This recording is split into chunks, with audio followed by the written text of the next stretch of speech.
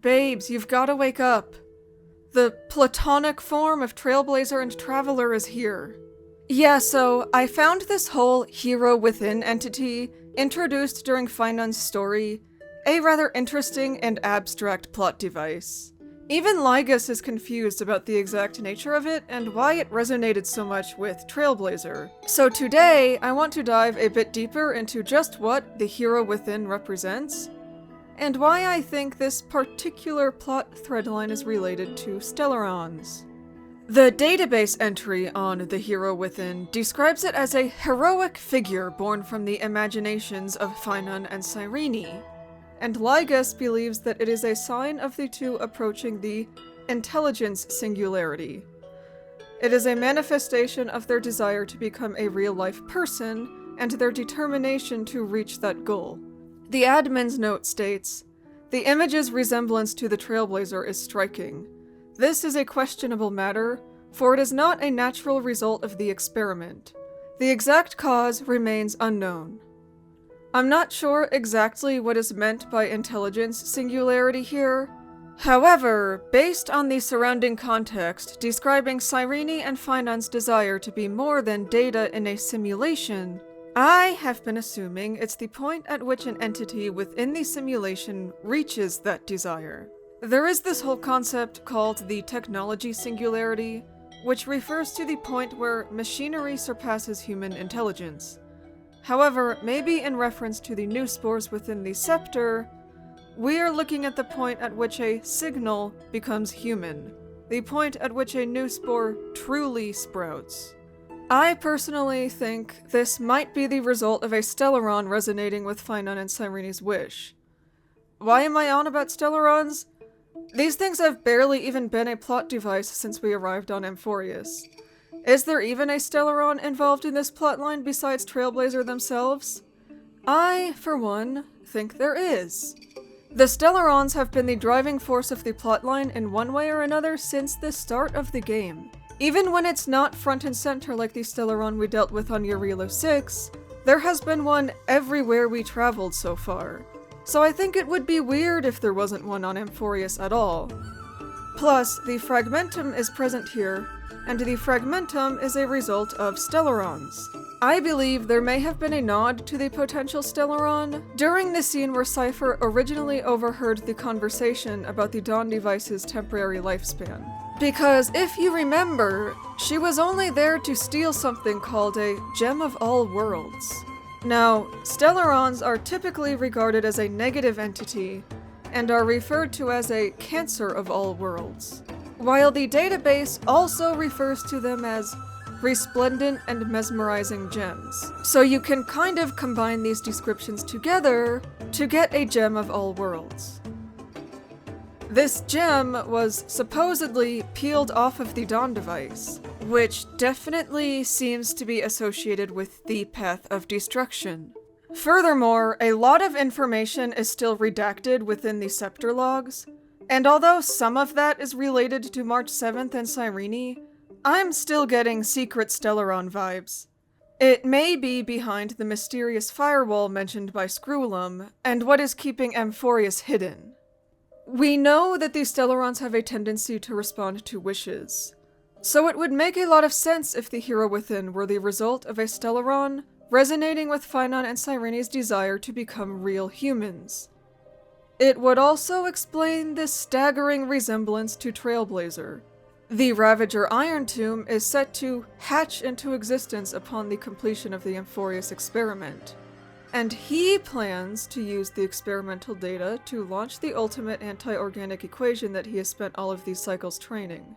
The main purpose of sending this equation out into the universe is to kill Noose, but it would also spread untold amounts of destruction across the universe. Which is why the Trailblazer's goal should not only be to prevent the hatching of Iron Tomb, but also to utilize the memories from all of those cycles to bring forth the Pale Dawn, which I think refers to a true genesis that lights up Amphoreus as a true world along the Astral Express rails.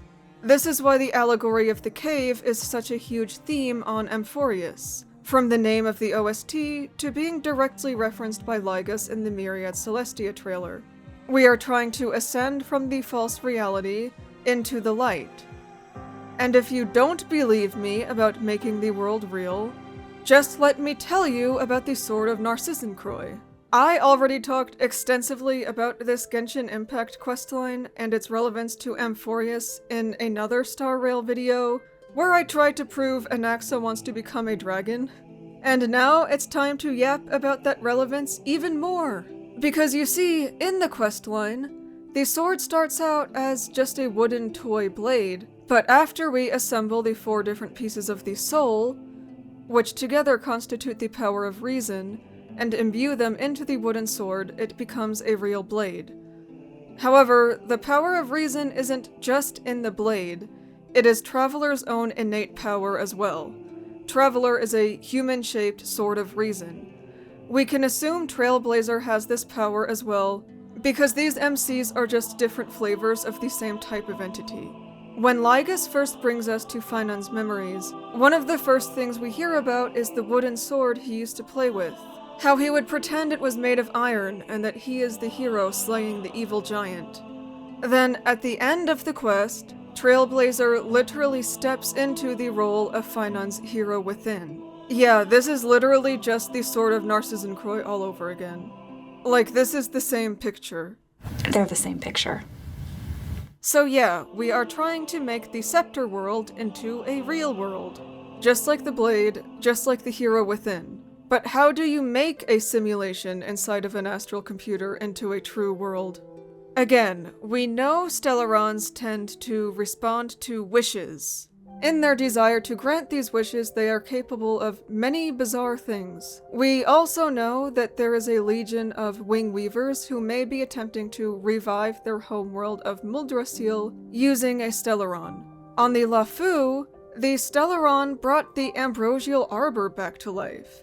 Now in this case, that was a bad thing, because we didn't want the ambrosial arbor revived. That thing is a curse of Yao Shi. But still, this was a case of a Stellaron bringing life. We know that the Iranova is a lie and simply feeds Ironton the information he needs for the destruction equation. So we need to find a new way to perform the miracle of Genesis. What if Amphoreus ends up being the plotline where the Stellaron serves a positive purpose? What if Amphoreus could be permanently maintained as a Stellaron disaster? Maybe the Stellaron used to further the construction of Penacony's dreamscape was meant to foreshadow this.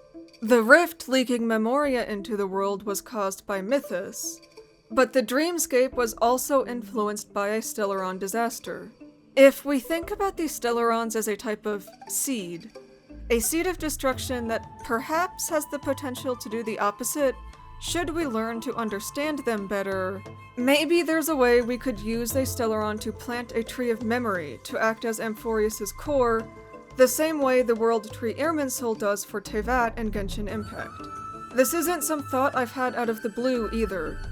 Due to the great Tevatification of Amphoreus, the first thing that I actually thought about when I read Gem of All Worlds was the Genesis Pearl mentioned in Genshin's good old Gnostic Chorus cutscene. Once, there was a glorious kingdom established among the heavens. From that kingdom came a crowned heir, tasked with seeking out the Genesis Pearl from the kingdom of darkness. Side note on this topic, if the Genesis Pearl really is a Stellaron, then that probably means the Genesis Pearl is actually Traveler themselves. And seeking the pearl doesn't mean finding a literal pearl. It means completing the journey and becoming the creator, but let's not get too distracted by that. A lot of this comes back to why I'm so sus on Anaxa and whether he has truly reached the peak of his purity yet. So excuse me while I crash out a bit over this. In Gnosticism, you've got the false creator of the material world, the Demiurge, and then you have the true God, the true heavenly father that exists on a higher plane of existence. On Amphoreus, Finon played the role of the Demiurge, and Trailblazer, the Pale Dawn, represents the true heavenly father.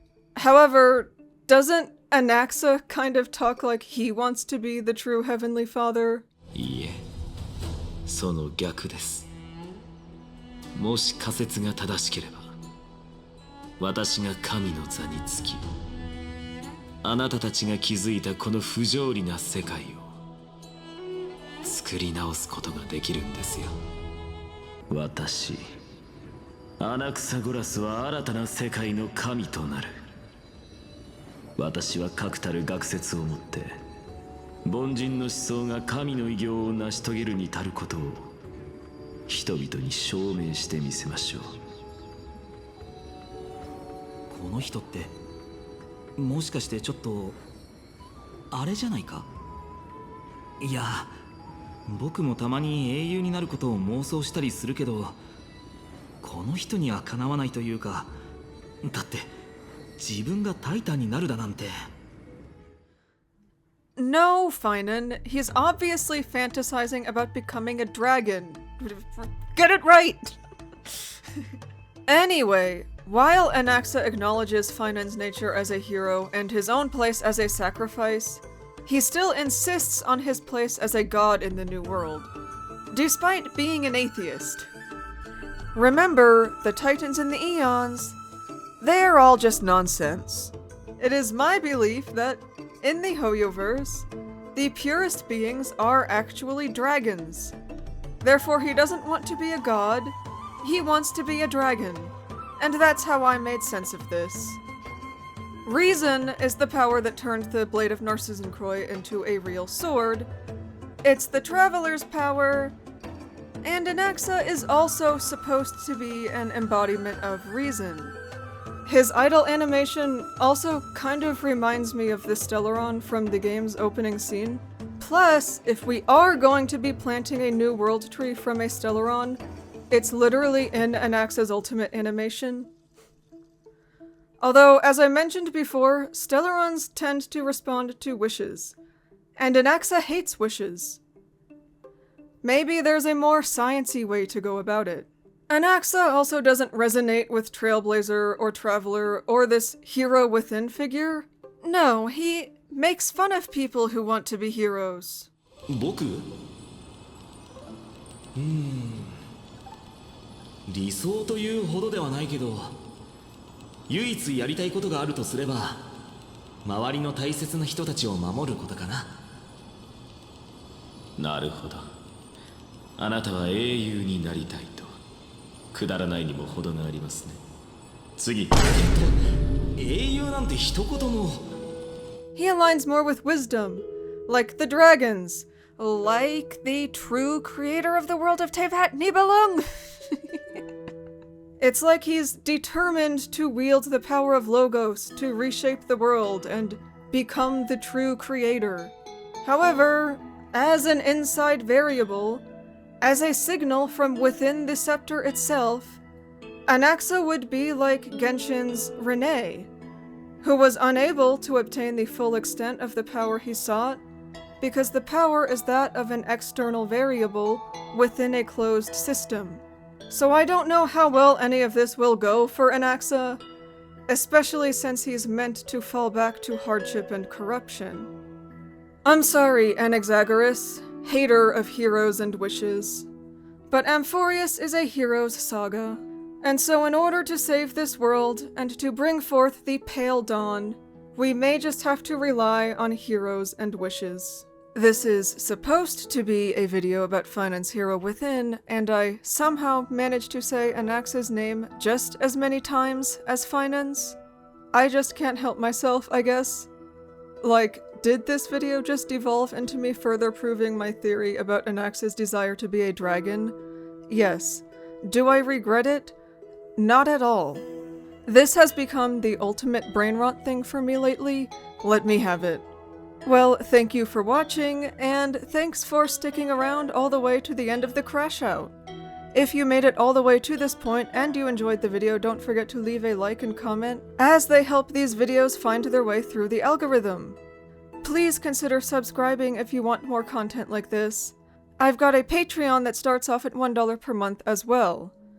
It's not much right now, but I plan to do more with it as I grow, improve my content, and establish more of a schedule. With all that said, hopefully I'll see you next time.